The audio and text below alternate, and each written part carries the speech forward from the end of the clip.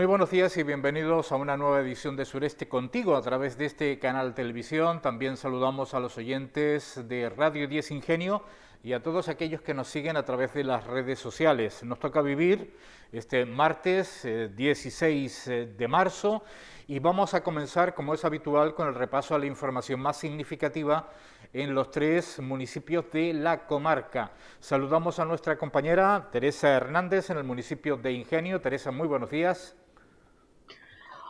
Hola, Perdón, Antonio Obdulia. Miguel. Antonio Obdulia Miguel, Artiles. saludos desde la Villa de Ingenio y bueno, a esta hora de la mañana la información sobre la que se está trabajando desde el Gabinete de Prensa Municipal tiene que ver con el reparto de esas parcelas para las huertas ecológicas urbanas en Cuesta Caballero. Las personas que estén interesadas podrán presentar sus solicitudes teniendo como plazo hasta mañana día 17. La relación de la documentación a aportar la pueden encontrar, está disponible en la página web oficial www.ingenio.es. Dicho esto, vamos también a informar de que en el Centro Ocupacional para Personas con Discapacidad del municipio de Ingenio se está llevando a cabo en este martes una nueva sesión del taller denominado Entre Todos Podemos, antes y después de la COVID-19, organizado por el Museo Elder de la Ciencia y la Tecnología. Con esta estrategia educativa se busca mejorar la capacidad de interrelacionar conceptos científicos, ecológicos, etnográficos y los relacionados con la salud, máxime en estos tiempos que estamos viviendo. Dos apuntes más. La Villa de Ingenio ha estado presente de forma virtual en el Congreso del Consejo Internacional de la Danza, CID, dependiente de la UNESCO, celebrado este lunes. La profesora de la Escuela Municipal de Danza de la Villa de Ingenio, Gema Pérez, ha representado al municipio en esta convención que ha tenido como tema principal la educación dancística en España y en la que han participado docentes, profesores de todos los géneros de la danza procedentes de hasta 40 países. Y por último, una cuestión más de forma breve, informar que este mediodía está prevista la visita al municipio de la consejera de Vivienda y del director del Consorcio de Viviendas de Gran Canaria. Información que daremos con detalle pues en la jornada de mañana. El resto de noticias podremos conocerlas más ampliadas a partir de las 7 de la tarde en los informativos de esta casa. Feliz día a todos. Feliz día, Obdulia. Muchísimas gracias. Hasta mañana. Gracias. Saludamos a nuestro compañero Chano Sánchez en el municipio de Agüimes para ver cuál es la última hora en este municipio. Chano, buenos días. Adelante. Muy buenos días, compañero. Buenos días también a todos los televidentes que nos siguen a través de este canal televisión y a los oyentes de Radio 10 Ingenio.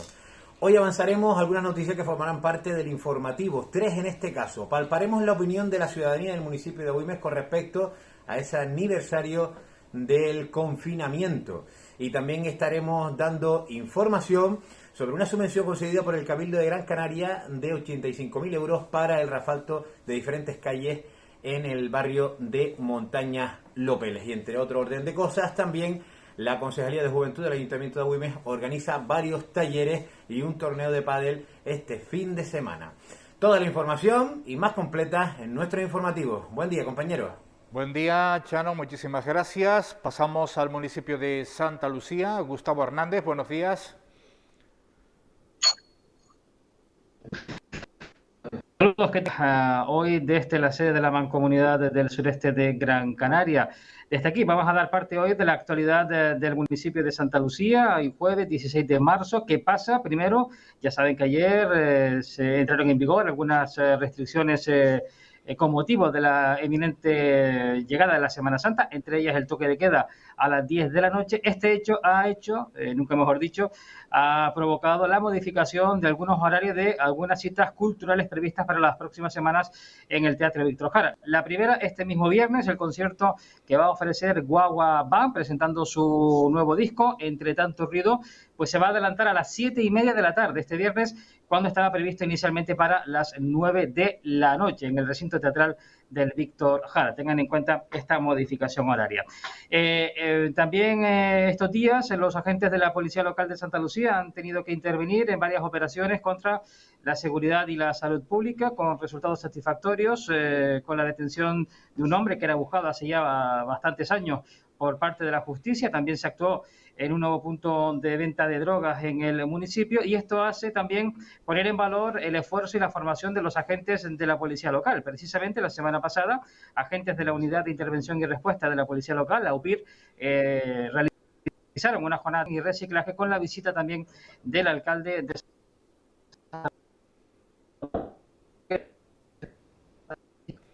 comisario jefe local de la Policía Local. Le daremos cuenta en el informativo de la presentación de un nuevo libro, se llama Horizonte, es un poemario de Diana Rodríguez Fleitas, y también hablaremos de más eventos culturales que se van a desarrollar en el municipio de Santa Lucía en las próximas jornadas, así como también el comienzo pasado mañana de una nueva edición del programa Prevenir en Familia, que pone en marcha el Ayuntamiento con la Unidad de Prevención y Promoción de la Salud del Ayuntamiento. Muchísimas gracias, Gustavo, con alguna dificultad, pero nos ha llegado toda la información, dificultad técnica, claro está. Será hasta mañana. Gracias.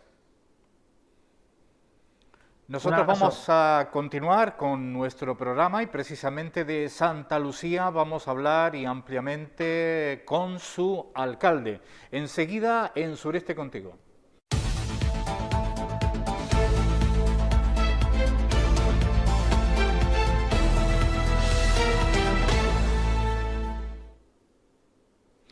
Santiago Rodríguez, alcalde de Santa Lucía, es nuestro invitado en la jornada de hoy. Siempre un placer tenerle en este programa, además por primera vez. Pues sí, la verdad que es la primera vez que vengo a este programa, estoy encantado. Muchísimas gracias por la invitación, Antonio. Es un placer, hacía tiempo que no nos veíamos y estábamos comentando, ¿no?, antes de la entrevista, hace ya unos años que estuve por aquí. También tengo un grato recuerdo de aquella entrevista, y nada, para mí es un placer, y sobre todo es un placer poder dirigirme no solo a mis ciudadanos y ciudadanas del municipio de Santa Lucía, sino a toda la ciudadanía de la comarca del sureste, que la verdad que con este recurso pues cumplimos también una función clave y fundamental en la sociedad moderna, ¿no?, que es de informar y contactar, conectar con la ciudadanía de forma diaria, cotidiana y de forma también sencilla. Yo creo que esto es básico, que la ciudadanía esté informada, ¿no? Sin duda alguna, y cuando además los destinos de los tres municipios desde hace 30 años han estado unidos, ¿no? Pero bueno, es una cuestión de la cual hablaremos, sobre todo, alcalde, a mí me gustaría preguntarle a título personal por su salud, cómo se encuentra después de haber pasado por la COVID-19 y, en fin, una situación personal, y me consta que ha tenido, bueno, que ha sentido el arrope de la ciudadanía. Sí. Te agradezco la pregunta, y también, desde luego, un agradecimiento enorme, profundo con toda la ciudadanía de Santa Lucía, porque me he quedado realmente sorprendido, Antonio, es decir, esa cercanía de la ciudadanía por interesarse por la salud de su alcalde, en este caso personas que sí puedo conocer más bien de forma superficial o muy lejana, y cómo se acercaban a mí cuando me vieron por la calle inmediatamente después del confinamiento para interesarse personalmente por mi salud. Y desde luego los 11 días que estuve confinado fue una manifestación permanente y constante de saludos que me hacían la ciudadanía a través del móvil, de WhatsApp, de las redes sociales, de Instagram. Es decir, realmente el día no me daba para poder atender y contestar a todas las muestras de solidaridad y cariño de la ciudadanía. La verdad que tengo que decir que yo no sentía ningún síntoma de COVID, que soy de las personas que han sido declaradas positivos asintomáticos, y yo acudí a hacerme la prueba porque efectivamente el protocolo que se tenía que aplicar una vez que estás en contacto con otras personas que a su vez han estado en contacto con trabajadores, en este caso municipales, que si dieron positivo, pues tuvimos que ir todos los concejales y concejalas a hacernos la prueba del COVID. Fue ahí cuando me enteré de que yo estaba pasando esa situación. Tengo que decir que antes, durante y después no he tenido ningún tipo de síntomas, pero ninguno, y incluso he sufrido mucho más con los días de calima que hemos tenido que con lo que ha sido pasar la situación de COVID. Es una experiencia importante porque al final han sido 11 días confinados en una habitación. Por suerte en la habitación de mi casa, que es mi dormitorio, tenía un baño y ahí hice la vida durante 11 días sin contacto con mis familiares. Y eso me ha llevado también a tener una reflexión, Antonio. Mi municipio, y no solo mi municipio, en el país, estamos hablando ahora de Canarias y de la comarca del sureste, son muchas las personas que han pasado la situación de COVID y han tenido que confinarse. Pero aquellas personas que tienen unas condiciones familiares, personales, incluso de infraestructura, es decir, de lo que son las condiciones de su vivienda, que no le permiten confinarse, aislarse del resto de la unidad familiar, porque no tienen en la casa esas condiciones, sí que me ha llevado a tener esa reflexión y a estar preocupado, porque si yo lo he vivido como lo he vivido, me puedo hacer cargo de cómo lo han podido pasar algunas personas que es que no tienen habitaciones donde confinarse, porque viven todos en lo que es la parte baja de una casa, que pueden estar separadas por cortinas o pueden estar separadas incluso por mamparas, y que tienen un único baño para todos, e incluso la cocina, y es el único espacio que tienen también para todos. Y sí, me puse a reflexionar cómo una situación como esta de pandemia, aquí también se notan las diferencias personales, las diferencias sociales, las situaciones de vulnerabilidad, de pobreza, es decir, muchas de las personas que han pasado por el COVID en mi municipio, y estoy seguro que en otros, han tenido que hacer unos esfuerzos importantísimos para poder preservar al resto de la familia de un posible contagio, ¿no? Y por lo tanto, sí, ahora que lo puedo hacer también públicamente a través de este canal, sí quiero mandar un mensaje de solidaridad a todas estas familias que han tenido que pasar en esas condiciones, para mí, tremendas, de COVID, ¿no? Y creo que tenemos que ser conscientes de que efectivamente estas situaciones que se están dando, y seguramente se darán en los próximos días y en los próximos meses algunas más, debemos tenerlas presentes, porque efectivamente aquí sí que vale la solidaridad entre toda la ciudadanía. Quiero recordar, por lo tanto, que el Ayuntamiento tiene un servicio de atención a aquellas familias que, teniendo un familiar con COVID, necesite ayuda para llevarle la medicación, para retirarle la basura, para llevarle los alimentos, para hacer la compra o para ver alguna situación especial o específica que se pueda estar viviendo.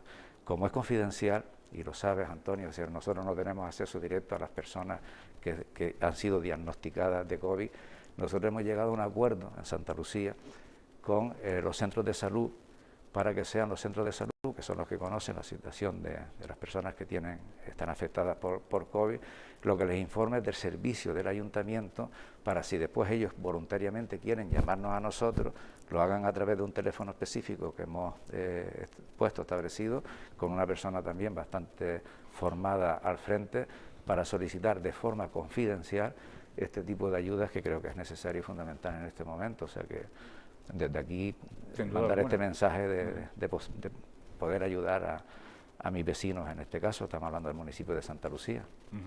Bueno, nos alegramos que no le ha quedado ninguna secuela, porque ha sido uno de los casos asintomáticos, y también, bueno, pues desde aquí hemos expresado muchas veces la solidaridad con aquellas familias que lo han pasado muchísimo peor, ya no por las condiciones de la vivienda, sino aquellos ingresados y, por supuesto, familias que pierden a seres queridos, ¿no? Mientras se han endurecido en el archipiélago canario, como sabe perfectamente, nos lo decía nuestro compañero Gustavo Hernández, se ha endurecido con el toque de queda, sobre todo de cara a la Semana Santa. Una vez que usted ha tenido la experiencia, pero también, evidentemente, era consciente, por supuesto, como alcalde, de lo que sufre la ciudadanía, supongo que encajan muy bien estas medidas, ¿no?, del gobierno canario, emanadas del gobierno canario. Sí, la verdad que lo que se ha declarado es una fase 2 reforzada, ¿no?, que es una situación novedosa, nueva, respecto a las distintas fases que hasta ahora había establecido el gobierno de Canarias, que están publicadas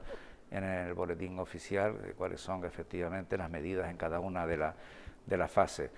Esta fase 2 reforzada, yo creo que efectivamente se justifica porque ha dado repunte, sobre todo en las capitales de las dos islas más importantes, en este caso Gran Canaria y Tenerife, y también la situación de algunas islas sí aconsejaban que se tomaran algunas medidas. Yo creo que tenemos que seguir lanzando un mensaje a la ciudadanía de que efectivamente es necesario que tomemos determinadas precauciones, sobre todo porque esta situación de pandemia, que es un problema sanitario de ámbito mundial, está generando unas consecuencias terribles, tremendas a nivel social y a nivel económico, ¿no? Y si queremos también poder afrontar estas situaciones, que efectivamente estamos viendo que la salud está muy interconectada con todo lo que es el desarrollo de la vida diaria y personal y familiar, sino también de un país, de una nación y en este caso hasta del planeta, tenemos que efectivamente tener que hacer frente a esta situación de pandemia tomando determinadas medidas. En este caso, yo sé que algunas medidas, pues, incluso ahora han sido duramente criticadas por algún sector económico, porque efectivamente seguimos golpeando a los mismos sectores y efectivamente hay sectores que dicen que la reducción horaria de las 11 a las 10 es muy desastrosa, sobre todo si estamos hablando para todo lo que es el sector de la restauración, ¿no? Bares, cafeterías, restaurantes, hostelería, que efectivamente significa que su clientela prácticamente a las 9 de la noche pues tiene que ir terminando los servicios. Pero yo creo que pudiéndose haber tratado más en profundidad esta medida específicamente, yo creo que el conjunto de medidas son acertadas, es decir, tenemos que intentar seguir manteniendo no solo el distanciamiento social y personal de todos y cada uno de los ciudadanos, sino que tenemos que seguir aplicando determinadas medidas personales y familiares en el ámbito personal y familiar para que efectivamente frenemos este contagio. Yo quiero decir que ahora mismo lo estamos notando, es decir, Alemania ha sido capaz de abrir ahora sus fronteras para que sus nacionales puedan viajar al exterior y disfrutar de las vacaciones, y precisamente Canarias ha sido una de las regiones que ha quedado fuera de la toma de decisión de Alemania, y sin embargo ha abierto la posibilidad de que pueda viajar a otras partes del país. Nosotros que vivimos y nuestra principal industria, el principal sector económico es el turismo, tenemos que intentar hacer un esfuerzo para ir a la par, compaginar de alguna forma nuestra situación con la de aquellos países que son emisores de turistas, porque lo que no puede ser es que cuando ellos estén muy mal, nosotros estemos bien, pero ellos no pueden venir porque su país no lo dejan salir, y a la inversa, cuando nosotros estemos muy mal y ellos estén bien, pues su país tampoco lo van a dejar venir porque somos nosotros los que estamos bien. Por lo tanto, tenemos que estar interconectados a nivel del planeta para adoptar medidas que efectivamente son necesarias, no solo para preservar nuestra salud y salvar nuestras vidas, que eso es fundamental, es básico, ¿no? Pero si queremos hacer efectivamente y tomar medidas adecuadas en el ámbito económico y en el ámbito social, sí tenemos que mirar todo nuestro entorno y tomar las medidas que efectivamente son necesarias para facilitar que la economía pueda ir poco a poco repuntando a este nivel. Decir que nosotros hemos cada 15 días emitido un decreto de alcaldía en el que actualizamos las medidas para nuestro municipio en función de las medidas también que nos obliga, las que dicta no solo el Estado, sino fundamentalmente el Gobierno de Canarias, ¿no? Y en este caso nuestros ciudadanos están perfectamente informados, no solo por los decretos que emitimos, sino por los mensajes que también le estamos lanzando diariamente, ¿no? Bueno, le pregunto por Santa Lucía, podría ser una pregunta excesivamente general. Si le pregunto por el impacto del COVID, hay municipios que lo llevan mejor, depende de la dependencia, ¿verdad?,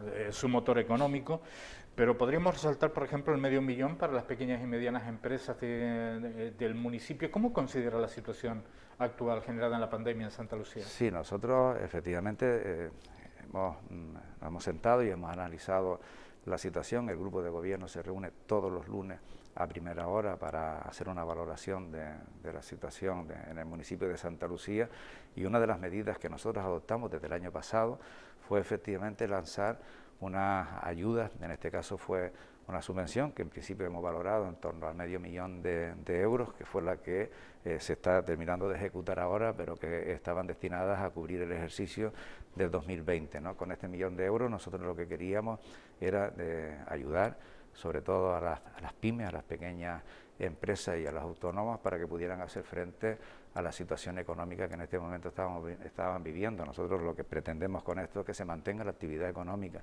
de todos estos sectores, de todas estas empresas, que se mantenga el nivel de empleo que efectivamente mantienen este tipo de pequeñas empresas y que lo que es la economía pues siga funcionando. Yo creo que efectivamente hemos acertado. Yo creo que Santa Lucía está superando esta situación de forma holgada, sufriendo muchísimo, teniendo muchísimos problemas, esto hay que decirlo, pero yo creo que las medidas que hemos estado adoptando están siendo acertadas y están dando sus frutos, ¿no? En este caso son unas ayudas básicas, mínimo 1.000 euros por entidad, por empresa, por autónoma que lo presentan, que se pueden seguir sumando otras pequeñas cantidades en función de la situación que vaya también presentando la empresa, de tal forma que se puede sumar ayudas en torno mínimo a 1.500 euros, o si también se solicitan ayudas para mantener el empleo por cada trabajador que mantengan en el empleo, también se van aportando nuevas cantidades hasta que se puede llegar a unos 4.000 euros de ayudas de subvención, pero la media está en torno a 1.500 euros, que la que ha recibido la mayoría de este tipo de empresas. Y también hemos aprendido mucho con este tipo de ayudas que hemos lanzado a la ciudadanía de Santa Lucía.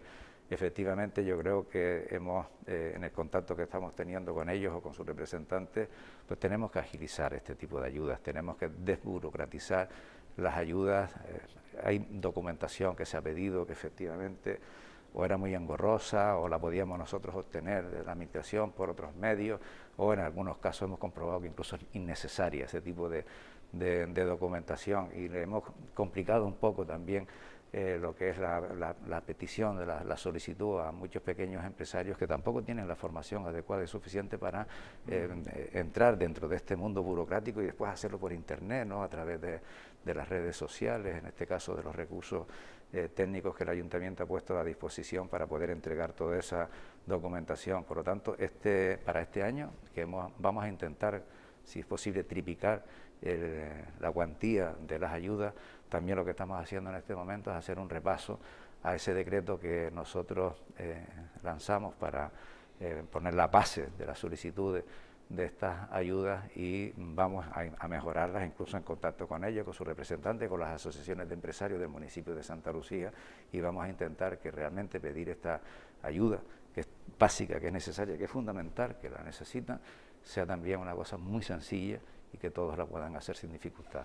Le pregunto, ¿es optimista de cara al futuro más inmediato porque bueno, estamos en medio de la pandemia, pero la pandemia después va a dejar una secuela económica importantísima, además de la humana, por supuesto.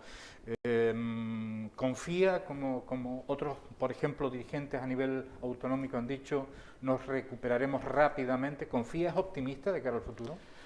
Yo soy optimista porque además lo soy, y como alcalde creo que mi obligación también es ser optimista para efectivamente ir de la mano con mi ciudadanía, con mis ciudadanos y ciudadanas, para salir de esta crisis. Lo que sí quiero decir es que tan rápidamente no creo. Yo creo que este mensaje también tenemos que compartirlo con mis ciudadanos, lo quiero yo compartir, es decir, efectivamente de esta vamos a salir, ¿vale? Y vamos a salir porque efectivamente yo confío en que incluso todo lo que es el mundo técnico, científico, está trabajando de forma intensa, no solo en nuestro país, sino a nivel del planeta, para conseguir ese antídoto tan necesario que ya está surgiendo y están apareciendo. Algunas están teniendo ahora algunas dificultades, como estamos oyendo con algunas noticias, pero que las vacunas efectivamente están apareciendo y van a aparecer. Es decir, es muy pronto todavía. Es decir, ahora mismo cumplimos un año de lo que es el estado de alarma. En diciembre de 2019 fue cuando se detectaron los primeros casos en Pekín, en China, en Wuhan, y efectivamente yo creo que para la ciencia también ha sido un pequeño periodo de tiempo. Es decir, es que estamos hablando La gripe convive con la humanidad desde hace un siglo y medio, 150 años, y sí hemos tenido mucho tiempo y hemos también invertido recursos para conocerla mejor, pero así todos los años tenemos que vacunarnos, sobre todo aquellas personas que tenemos algunas patologías crónicas y que podríamos tener una afección importante si adquirimos la gripe, ¿no? Yo creo que efectivamente necesitamos un poco más de tiempo para mejorar lo que es la vacuna, estudiar mejor sus resultados, sus consecuencias y tener una vacuna muy segura. Pero a fecha de hoy hay que decir que los resultados, y en este caso también yo creo sentimos orgullosos de pertenecer a lo que es la humanidad en su conjunto, porque en todos lados se está haciendo un esfuerzo importantísimo de investigación, sobre todo en los países más ricos, eso es cierto, de investigación para poder hacer frente a esta pandemia. Ahora espero que la solidaridad también se dé para que aquellos países que no tienen recursos puedan tener acceso también a la vacuna, porque no puede ser es que solo los que tenemos recursos económicos vivimos en el norte rico salgamos rápido de esta situación de pandemia y el resto de la humanidad la dejemos en la cuneta, la dejemos en la estacada. Tenemos que ir todos juntos de la mano en esto. Yo sé que efectivamente en un periodo de tiempo todavía corto vamos a mejorar esta situación, y lo que sí es cierto que la situación de crisis sanitaria nos va a crear un problema, nos está creando un problema económico que efectivamente vamos a tener que hacer frente en los próximos años, ¿no? Yo creo que aquí también es donde tenemos que poner después el acento, porque una vez que hayamos controlado, superado la situación sanitaria, tenemos que hacer frente a la situación social y económica, que en mi opinión va a ser dura. Bueno, el ayuntamiento, como por ejemplo también pasa con el municipio de Ingenio, como pasa también con el municipio de Agüimes, el ayuntamiento de Santa Lucía está llevando a cabo diferentes planes de empleo, sobre todo para paliar, en la medida de lo posible, pues la situación que estamos describiendo. Por un lado, 75 trabajadores que forman parte del programa extraordinario de empleo del propio ayuntamiento. Yo le desgrano también otras medidas municipales de actuación frente al COVID-19, programas de fomento del empleo en zonas agrarias deprimidas, que ya hablábamos aquí la semana pasada también, de que pueden ser una alternativa. Es decir, estamos hablando también de los PFAES, de los planes de formación y empleo, que durante 11 meses en la mayoría de los casos van a tener como oferta al municipio de Ingenio para todos aquellos que quieran formarse en una profesión, en definitiva, y la lanzadera de empleo.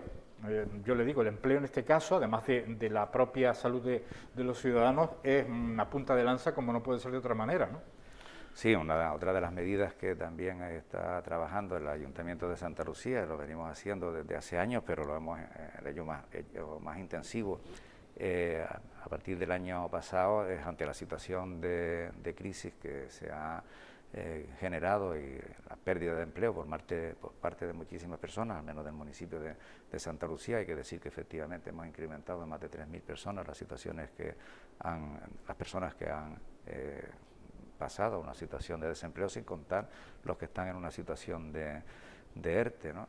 Y una de las cuestiones que hemos hecho es efectivamente buscar recursos económicos para que conjuntamente con otras administraciones, sea Cabildo, sea Gobierno de Canarias, sea la propia Administración del Estado de Europa, conseguir recursos suficientes para generar planes de empleo, que son planes efectivamente temporales, que pueden estar en torno a los 6, 9 o 12 meses, para facilitar la integración laboral de muchísimas personas en el municipio de Santa Lucía. Ahora mismo vamos por el tercer plan de empleo que hemos desarrollado uno en el que hemos contratado a 40 personas, el segundo ha sido de 65 y este último, que ya se presentó el martes pasado, ocupa a 75 personas.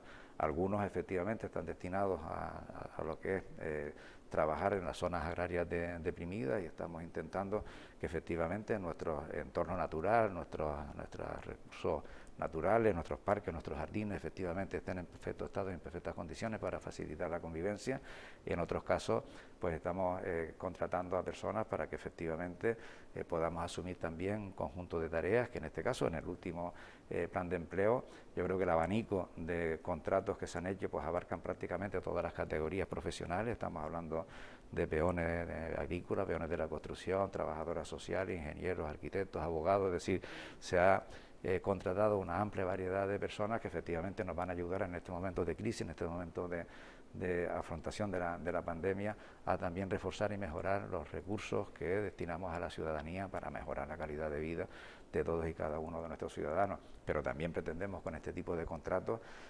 darles herramientas, instrumentos, es decir, facilitar a las personas que estamos contratando que desarrollen sus habilidades laborales para poder hacer frente en un futuro inmediato a una búsqueda activa de empleo en mejores condiciones, que esa es otra de las condiciones que nosotros también creemos que es básica y necesaria en este tipo de contratos, es decir, poner a nuestros trabajadores, a nuestros ciudadanos en una situación de búsqueda de empleo, en un punto de partida muchísimo más posibilite muchísimo más en un mundo muy competitivo encontrar un puesto de trabajo una vez que efectivamente los sectores que pueden generar empleo empiecen a demandarlo, que yo creo que en los próximos meses posiblemente se puedan ir abriendo poco a poco estas situaciones, ¿no? Sí, vamos a ser optimistas en ese sentido. Y luego tenemos, estos son los planes de empleo, vamos a ser optimistas en eso, pero efectivamente has hecho referencia a los PFAE. Los PFAE, que también hemos hecho 3 formaciones distintas, o 3 PFAE distintos en el municipio de Santa Lucía. Estos son unos recursos muy interesantes que lo que permiten es que determinadas personas no solo tengan una formación específica en una área de conocimiento para mejorar lo que son sus cualidades laborales, en este caso aptitudes, para poder también tener una búsqueda de empleo mucho más activa, sino que en el momento de formación que están teniendo estos ciudadanos también están recibiendo una aportación económica, un salario en torno a los 800 y algunos euros, con lo cual se hace muy atractiva este tipo de formación, porque al mismo tiempo que me estoy formando, estoy obteniendo unos recursos que en este momento de crisis económica son básicos, son fundamentales para la economía familiar. Y luego está la lanzadera de empleo, que efectivamente ahí estamos asesorando, informando, formando a muchísimas personas en el municipio de Santa Lucía. Insisto, siempre el objetivo es formar y mejorar en este caso las habilidades laborales y sociales y también de nuestros ciudadanos para ponerlos en una posición de búsqueda de empleo óptima, ¿no? Bueno, también se ha optado, ya entrando en una última etapa en esta conversación relativa a la situación, porque también nos gustaría hacer un poquito de historia en relación a la política y al mandato actual en Santa Lucía. Bueno, el plan de pagos de tributos, por ejemplo, que facilita el poder dividirlo en 10 cuotas, por ejemplo, o bueno, una medida que también, por ejemplo, se ha aplicado en el municipio de Ingenio, que es mantener las terrazas. Bien es cierto, las terrazas en el exterior de todos aquellos establecimientos de restauración, aunque bien es cierto que ahora hemos entrado desde ayer en una situación donde se le recorta una hora que es bastante interesante para estos locales, pero vamos a mantener el optimismo y que una vez superada la Semana Santa, los números en el archipiélago canario y sobre todo en las 2 capitales sean muchísimo mejores y esto poco a poco vaya flexibilizando, así que un poquito de paciencia y también un poquito de responsabilidad en general a toda la ciudadanía. Recuerden que no ha cambiado drásticamente la situación, hay algunos que prevén una 4ª ola. Lo digo más que nada, alcalde, sobre todo para advertir a determinados grupos que siempre son una minoría, pero que quieren de alguna forma saltarse a la torera la situación de restricciones, ¿verdad? Sí. Y como hemos comentado siempre, la responsabilidad individual acaba redundando en la responsabilidad social en general. Sí, yo creo que a este nivel el municipio de Santa Lucía ya desde el primer momento, el año pasado, una vez que ya se eliminó y se abrió, se eliminó el confinamiento y ya se levantó el estado de alarma, nosotros de forma inmediata nos pusimos en contacto sobre todo con las asociaciones de empresarios del municipio de Santa Lucía y con el empresariado en general y fundamentalmente el sector de la restauración, y desde el año pasado nosotros hemos posibilitado que efectivamente aquellos comercios, aquellas actividades que tenían dificultades porque efectivamente o tenían cerrado el aforo en el interior o se había reducido de forma drástica según en la fase que estuviera, ¿no? Un 33% o un 50%, pudieran ampliar ese aforo permitiéndoles incluso a aquellas personas, a aquellas entidades que no tenían terraza, ocupar la vía pública con mesas y sillas para que efectivamente pudieran ampliar el aforo, que nuestra intención con eso era mantener la actividad económica y mantener el empleo. Yo creo que en el municipio de Santa Lucía esto ha dado unos resultados increíbles. Yo recuerdo que incluso alguna asociación empresarial de las Palmas de Gran Canaria solicitó entrevista conmigo como alcalde de Santa Lucía para ver cómo había funcionado el tema en nuestro municipio, porque quiero recordar que fuimos de los primeros que admitimos o permitimos que efectivamente se pudieran colocar este tipo de terrazas. Sacamos también un decreto para facilitar que aquellos establecimientos que no lo tenían y lo quisieran hacer de forma exprés, lo hicieran para acogerse también a lo que es la legalidad vigente, y tenían un permiso por un periodo de 2 años que pudiera ser prorrogable una vez que se acabase esta situación. Y yo tengo que decir que efectivamente ha dado unos resultados muy buenos, interesantes. Yo he visitado también a estos empresarios, a estos comerciantes, y nos han dicho que, nos han manifestado, okay, iba a utilizar una frase que me arrepiento, porque no tienen que darnos las gracias absolutamente para nada, porque estamos para resolver, no agravar los problemas que tiene la ciudadanía, y en esto caso yo creo que era una obligación del Ayuntamiento de Santa Lucía buscar fórmulas que efectivamente pudiesen de alguna forma aliviar esa situación de muchas empresas.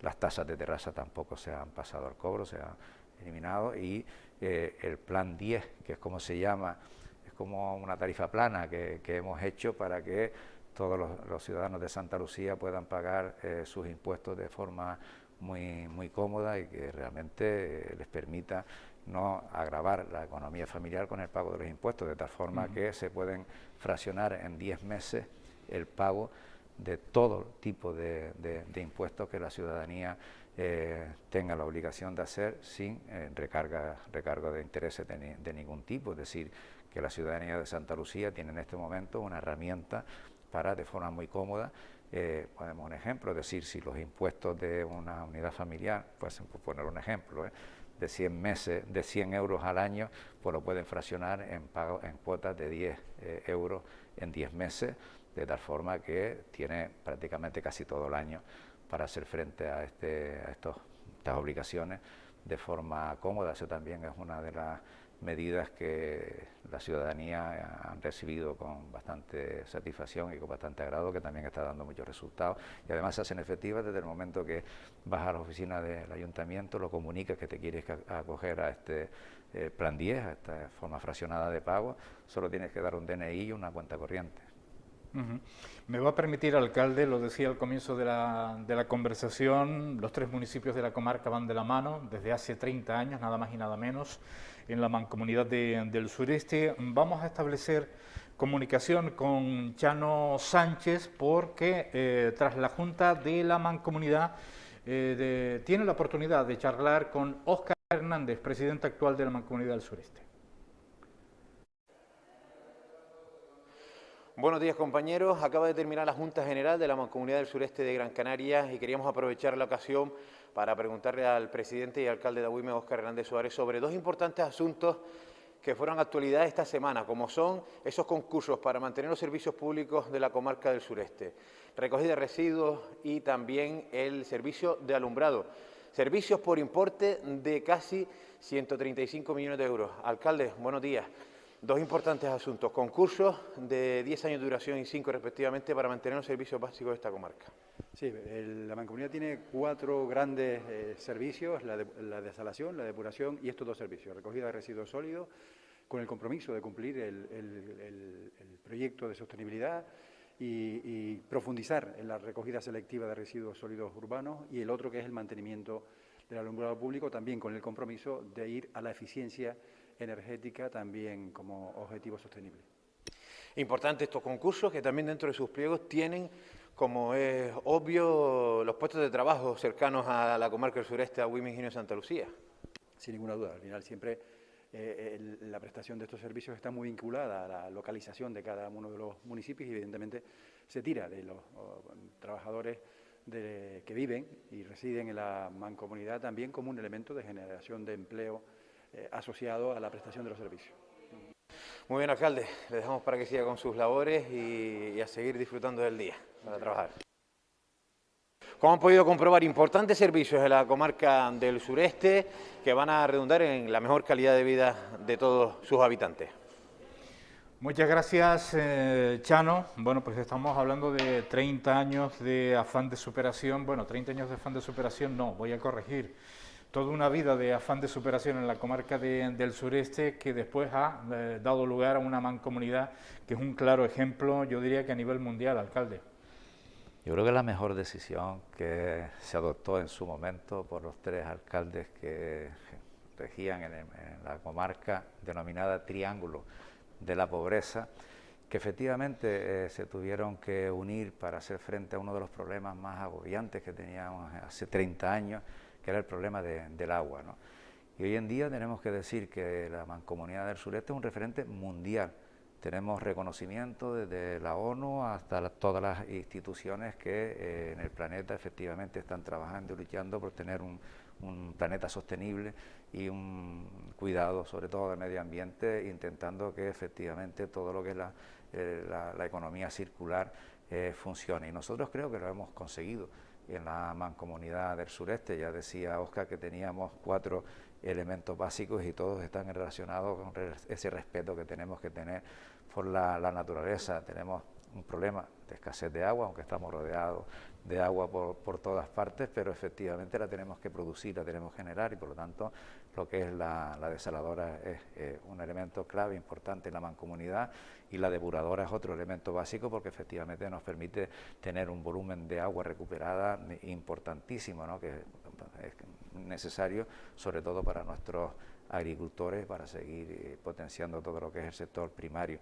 y luego todo lo relacionado con el tema del alumbrado, la iluminación, la energía y el tema de los residuos, que es un tema clave y fundamental, la recogida, la recuperación y el tratamiento de todos los residuos sólidos de la mancomunidad.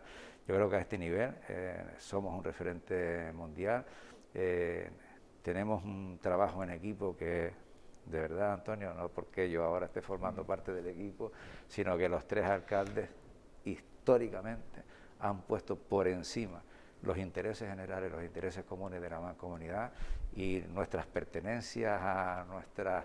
Podemos dar fe de ello porque hemos hecho muchísimas entrevistas a los diferentes alcaldes que siempre han estado por encima de los colores políticos. No va a haber nada que vaya a romper eso. Cosa que, por ejemplo, es un gran ejemplo, hablábamos de reconocimientos a otro nivel, por supuesto, pero que es un gran ejemplo de una situación que no ha vivido otras mancomunidades en el archipiélago canario, donde siempre ha estado por encima la disputa política. Y se han roto muchas. Sí, sí, sí.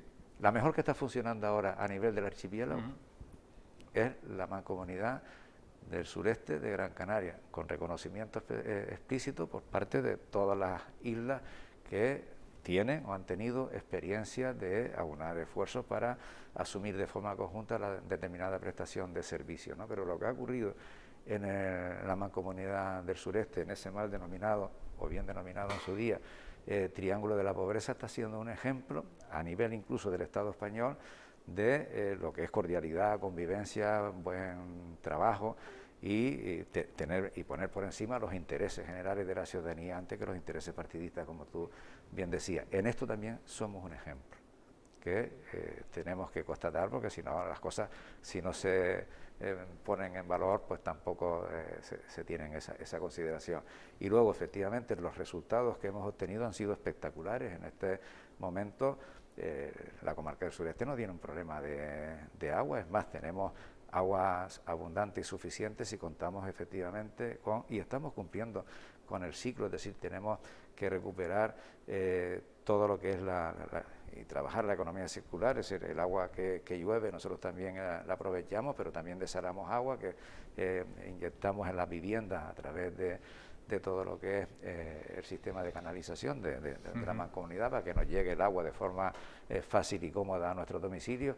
Esa agua después se recupera en lo que es la depuradora y se vuelve otra vez a recuperar, que es lo que se llama aguas recuperadas, el término que se utiliza técnicamente hoy en día, y la volvemos a bombear hacia arriba para poder ser utilizada en el sector primario.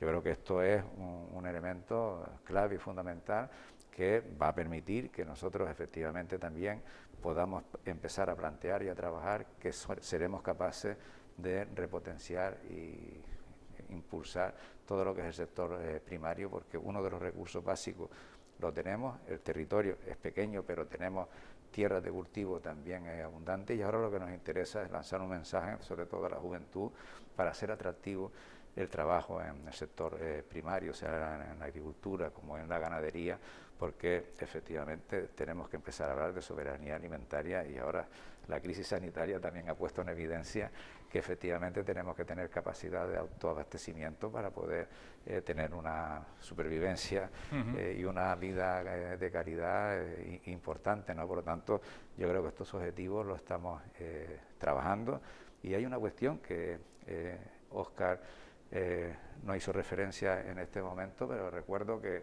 los tres alcaldes, bueno, la alcaldesa de Ingenio y los dos alcaldes de Santa Lucía y yo y el de Agüime, nos hemos sentado y hemos hecho una propuesta al Cabildo para hacer una recuperación de todo lo que es el espacio de nuestra mancomunidad, que está muy abandonado, que se está convirtiendo en estercoleros, se están convirtiendo en espacios donde todo el mundo va y tira escombreras de todo tipo, con goma, elementos de desecho que ya no queremos, de todo tipo de elementos, electrodomésticos, etcétera, y no digo nada ya de lo que son los restos de invernaderos que están abandonados, plásticos, alambres, merguillas, etcétera, y hemos hecho un plan para recuperar todo lo que es el medio ambiente de la mancomunidad, hacer incluso un banco de datos de todos estos terrenos para ponerlo también a disposición. Son terrenos de propiedad privada, pero trabajando con los propietarios,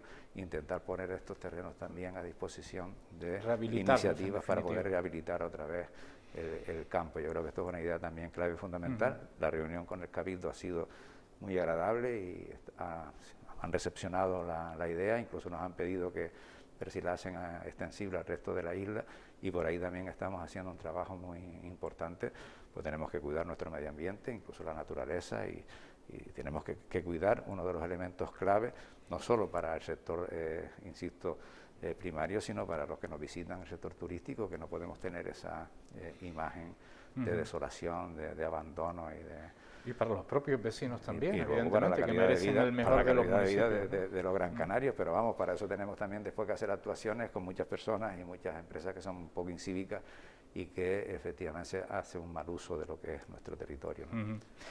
Alcalde, hablemos de un poquito más de política. Se nos van a quedar muchísimos temas, pero bueno, siempre consideramos que le tendremos cada vez que usted estime oportuno. La invitación siempre está en pie, porque también somos un servicio de la propia comarca del sureste. Pero a mí me gustaría que me hablara un poco del mandato, un comienzo un poco, ¿cómo lo calificaría?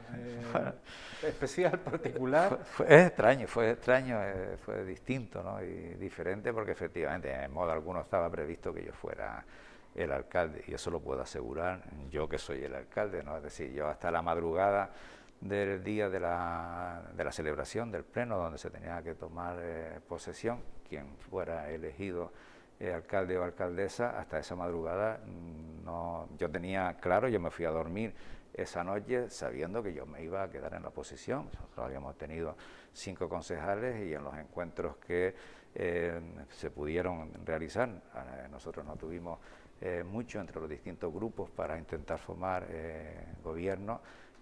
Nosotros no contábamos, no figurábamos en las distintas ternas que se presentaron, las quinielas, mejor dicho, sí, en ninguna quiniela aparecíamos nosotros, ¿no? Ni esas que se juegan por casualidad, ¿no? Pues, en la madrugada del día 19, del día 15, pues efectivamente recibimos una llamada que nos despierta para hacernos una propuesta, porque la opción que se había pactado, que estaba negociada y que en principio se iba a cumplimentar en la mañana, pues se había roto en esa madrugada, y nos ofrecían dialogar, y nos levantamos y iniciamos ese diálogo, que tuvimos que acabarlo un poquito antes de la hora de la celebración del pleno para pactar, y fue lo que hicimos. Ese también una de las cuestiones que quiero dejar sobre la mesa, porque no tuvimos tiempo ni de pactar un programa de trabajo, ni de trabajar en profundidad un proyecto para los próximos 4 años, para estos 4 años de legislatura, de mandato. Lo único que pactamos fue que efectivamente todos estábamos muy interesados en que se produjera un cambio en el municipio de Santa Lucía, y si sumábamos nuestras fuerzas daba los números exactos, justos, 13, que la mayoría absoluta, para que ese cambio se produjera, y que en este caso pues Nueva Canaria, que es el que llevaba 40 años gobernando en el municipio de Santa Lucía, nos renovara en la alcaldía, que en este caso en la figura de doña Dunia, ¿no? Y eso fue lo que firmamos. Y efectivamente empezamos a trabajar con estos mimbres, ¿no? Que el compromiso era que una vez iniciáramos el mandato, pues también nos sentáramos para elaborar ese programa de trabajo. Las relaciones desde el primer momento nos percatamos todos de que no eran las más adecuadas para configurar un gobierno duradero y estable, pero así todos estuvimos trabajando durante 8 meses juntos, con muchas turbulencias en medio, pero sí tengo que decir que en esos 8 meses se hicieron muchísimas cosas. Es decir, nunca he oído decir algunas barbaridades de que fueron 8 meses perdidos, de que no hubo un gran trabajo. Yo quiero decir que incluso algunas de las mejores medidas que se han adoptado en esta legislatura se adoptaron en esos 8 meses.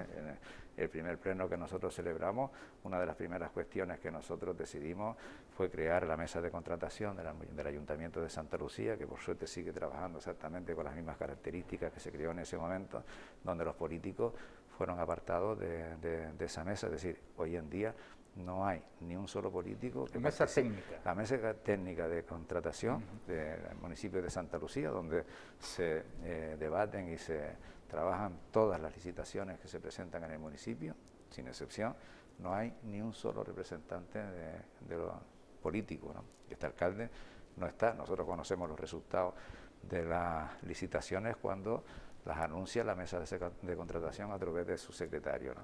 Y tengo que decir que también una de las principales medidas que nosotros adoptamos fue efectivamente no hacer lo que se hace siempre cuando se comienza una legislatura, que es ajustar los salarios de la corporación en función de las posibilidades reales que tienes, según lo que te permita la ley, y decidimos mantener los sueldos que venían arrastrándose de legislaturas anteriores, y así lo hemos mantenido hasta ahora. Hay quien critica que si el Estado ahora sube el 0,9% a toda la función pública, eso es una subida salarial. Nosotros, insisto, pudiendo haber aumentado de forma considerable en función de nuestra población los salarios, no lo hemos hecho, y eso lo hemos mantenido durante todo este tiempo, y tuvimos que hacer frente desde el primer día. Quiero recordarte, Antonio, que nosotros llegábamos nuevos por primera vez al ayuntamiento, y al día siguiente, o el lunes, porque el pleno se celebró un sábado, el lunes siguiente tuvimos que hacer frente a lo que era la organización de los comedores escolares, que la Consejería de Educación decidió ese año delegarlo en los ayuntamientos. Para sorpresa nuestra, nos enteramos por primera vez en ese momento, nos encontramos con una situación bastante problemática y caótica para poder organizar las actividades escolares de todos los niños del municipio y niñas del municipio de Santa Lucía, y los comedores escolares, sobre todo para aquellos niños de familias vulnerables, ¿no? O sea que nosotros empezamos una legislatura tomando un montón de decisiones en un montón de temas que eran urgentes, importantes, eran además necesarios, y siempre creo que cumplimos con holgura lo que la ciudadanía nos demandaba, ¿no? A pesar de eso había una herida interna en el pacto. Sí, sí. Que nunca se restañó. ¿Nos puede hablar qué pasó exactamente y qué desembocó tras 8 meses de mandato? No, bueno, realmente éramos 4 grupos, aunque no eran grupos en algunos casos. Estaba el grupo de AV, tenía 5 concejales, el grupo de la Fortaleza, que teníamos otros 5, el PP, que tenía 2, y doña Beatriz Mejía, que se había presentado por Podemos y que luego lo abandonó, que tenía un puesto, ¿no? Desde el primer momento fue muy complicado el conciliar los planteamientos de fundamentalmente AV y la Beatriz Mejía, que insisto, nada más tomar posesión ya había abandonado la disciplina de Unidas Podemos, ¿no? Y se dieron situaciones de total imposibilidad de conciliar posiciones, posturas, objetivos, es lo que tareas. Normalmente en el argot periodístico se llama pacto antinatura. Eso fue efectivamente, lo reconocemos ahora, es decir, y además yo siempre reconocí que hicimos el pacto en las condiciones en que lo hicimos. Por lo tanto, no hemos engañado a nadie, ¿no? Y en aquellas condiciones siempre pensamos que era mucho más importante esa idea de cambio en el municipio de Santa Lucía y que esa idea nos iba a posibilitar que hiciéramos todos el esfuerzo. Yo por lo menos quiero decir que por mi parte, y tengo la conciencia tranquila, lo hicimos, de superar cualquier desavenencia que se pudiera producir, pero era muy difícil, imposible. Además veníamos de culturas totalmente distintas, de posicionamiento y planteamiento totalmente distintos, y no todos vinimos al ayuntamiento a lo mismo, ¿no? Eso, bueno, después se conforma un nuevo pacto, entra Nueva Canarias, en este caso no con Doña González al frente, y la gobernabilidad cambia.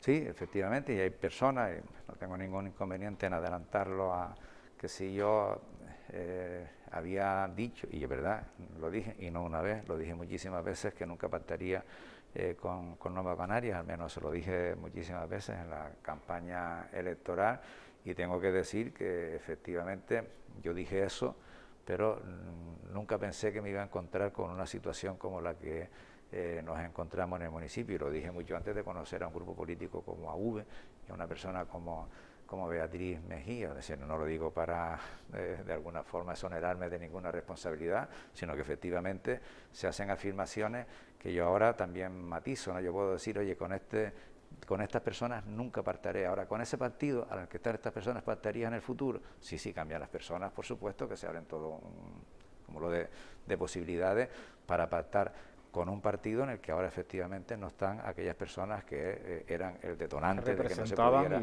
eran los que impedían, ¿no?, que se pudiera hacer un diálogo. Y la vida aprendemos, y aprendemos muchísimo, y tenemos también la posibilidad y la capacidad de corregir errores y de enmendarnos. Yo tengo que decir que efectivamente hemos pactado con un nuevo equipo de Nueva Canarias, en el que y sigo manteniendo con las personas también del PP. En este caso el pacto no solo es con Nueva Canarias, es Nueva Canarias, PP y la Fortaleza de Santa Lucía, y tengo que decir que efectivamente yo arriesgué muchísimo, porque yo cesé de forma más tajante, inmediata, a todo el grupo de AV, más a la señora Beatriz Mejía y a todo su personal eventual, y nos quedamos en minoría, ¿no? Y en ese periodo de que nos quedamos en minoría fue cuando iniciamos el diálogo, el contacto con las dos fuerzas que quedaban en la oposición. Una era el PSOE y la otra era Nueva Canarias. Y quiero decir con total rotundidad y claridad que a la primera fuerza a la que llamé para expresarle mi deseo de invitarlo a que se incorporara al grupo de gobierno fue el Partido Socialista, ¿no? Tuvimos la reunión, tuvimos el encuentro, me dijeron que tenían que consultar con la superioridad, y todavía a fecha de hoy en la que estoy hablando contigo estoy esperando esa respuesta. Recordamos la situación que se dio, además, que afectaba a otras instituciones, además del Ayuntamiento de Santa Lucía. Se nos quedan muchísimas cosas. Y luego, para terminar, efectivamente la segunda fuerza política, la que quedaba, la llamé, fue Nueva Canarias, que desde el primer momento, y tengo que decirlo también con total claridad y rotundidad, se pusieron a disposición para buscar una solución, buscar un acuerdo y darle estabilidad al grupo de gobierno de Santa Lucía. Y en apenas 2 semanas cerramos un acuerdo de gobernabilidad que se presentó en el Pleno del Ayuntamiento de Santa Lucía y hasta la fecha estamos gobernando sin ninguna dificultad. Bueno, pues alcalde, le aseguro que se nos queda muchísimos temas y a colación de todo y esto nada más también. terminar el acuerdo para formar gobierno con Nueva Canarias, se declara el estado de alarma, con lo cual iniciamos esta segunda legislatura en una situación que efectivamente nadie en este país ni en ninguna parte del planeta tenía previsto, tenía pensado. Es decir, sí, he vivido personalmente una legislatura un poco, sí, estoy viviendo era una parte que también queríamos conocer, pero lo haremos en futuras conversaciones cuando usted lo estime conveniente en este programa y seguir hablando un poquito más. Hemos hecho una pequeña historia, pero se nos queda la denuncia archivada contra su persona, que ha sido una de las últimas noticias, y usted, bueno, teníamos su testimonio precisamente a través de un reportaje, de una conversación en directo que llevaba a cabo nuestro compañero Gustavo Hernández, y tantas cosas que se nos ha quedado en el tintero, pero le agradecemos su presencia en este programa, en la jornada de hoy. Esperamos verle más a menudo, porque esta es nuestra predisposición y entendemos que también la suya, de estar con nosotros a través de la pequeña pantalla. Muchísimas gracias, alcalde. Muchas gracias a ustedes. Nosotros cerramos nuestro programa por hoy. Mañana será miércoles, aquí estaremos en directo si así lo desean y tenemos su confianza. Hasta entonces tengan una feliz jornada de martes.